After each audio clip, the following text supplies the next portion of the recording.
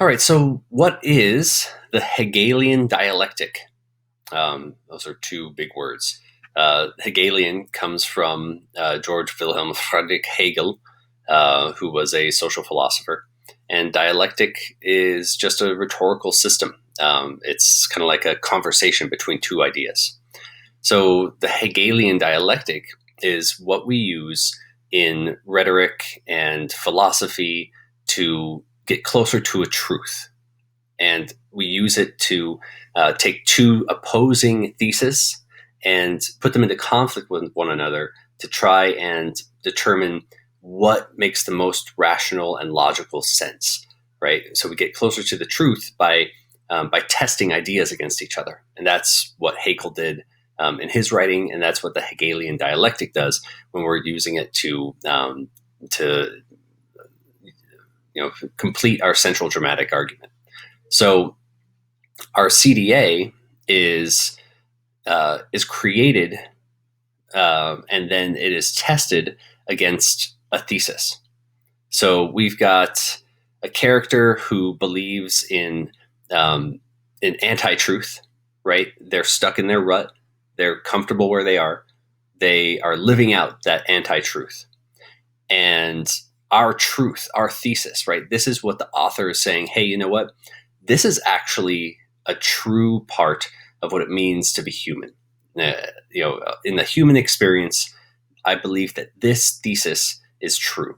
So for Finding Nemo, our thesis is you have to let go of the ones who you love and care for in order for them to grow to their fullest extent, right? So that's our truth. That's our thesis. And we're going to test that by putting it in conflict with an anti-truth, with Marlin's ideology of safety at all costs.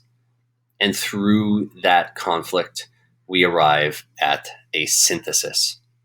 Not a combination of the two, but Marlin's new ideology that embodies that argument, that central dramatic argument.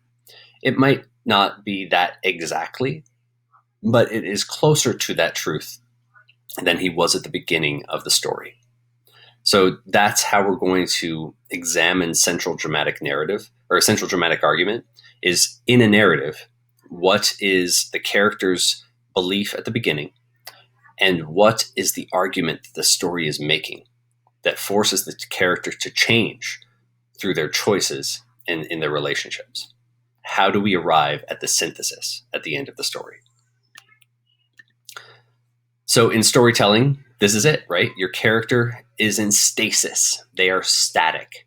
They are stable. They stay there and they do not want to change. They are comfortable in their life.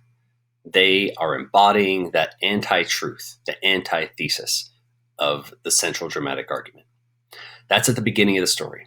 We start out and we see that character living out that life, right? We see them comfortable in their flawed ideology. And what we need is, as an author, to jar them out of that.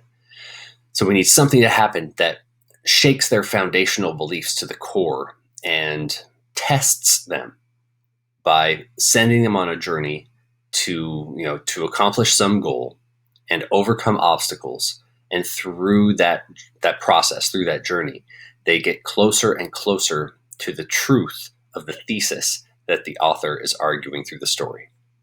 So something in the middle of the story, something right there at that moment between beginning and middle, it jars them out of stasis.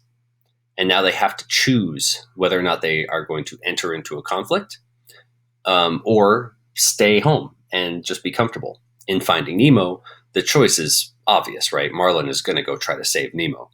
But it's a choice still. He could have just gone back and been like, well, I tried. But that's not what he does.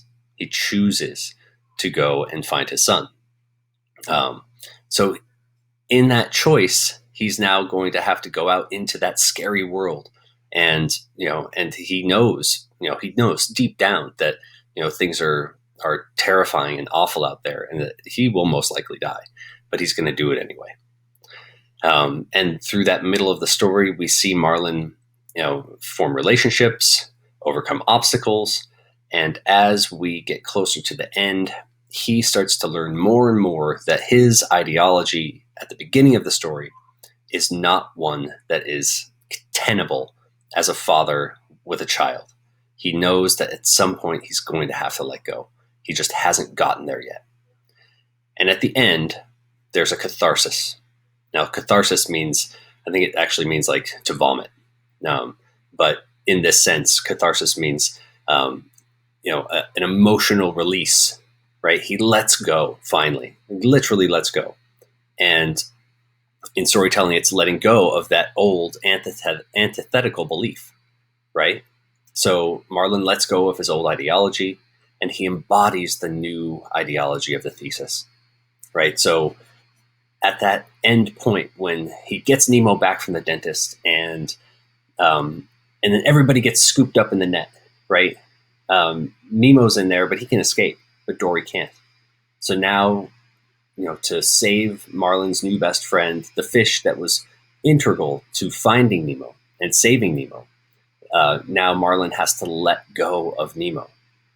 So Marlin has to embody the thesis to save Dory, and to make that change that will create this new character, sort of Marlin 2.0 at the end of the story.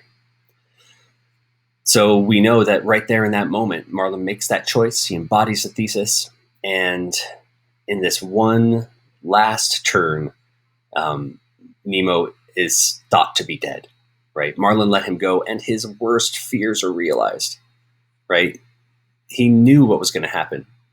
That last decision he made was the one that finally got Nemo killed. But because he embodied the central dramatic argument, he is rewarded for changing, for making a choice to change. And in that, that last moment, we find out that Nemo is alive. And then the denouement at the end, we now see Marlin. He's back in stasis, but his stasis is embodiment of the thesis. He is now living a life where he has let Nemo go, and he wants Nemo to enjoy, being independent and having, friends and maybe getting into dangerous situations. But, who cares? Life is for the living, right? Like, we need to live our lives when we can, because who knows what's, coming for us. So Marlin has this new way of thinking that is obviously better for him, it's better for Nemo, and it's better for everybody around them. And that kind of change is the change that we want in our characters, because that's the kind of change we want for ourselves, right? We want to overcome obstacles in our life. We want to grow and become a better person. And when we see it in a story, when we read it in a story, we live that out through the characters in the story. And we get to feel that with them.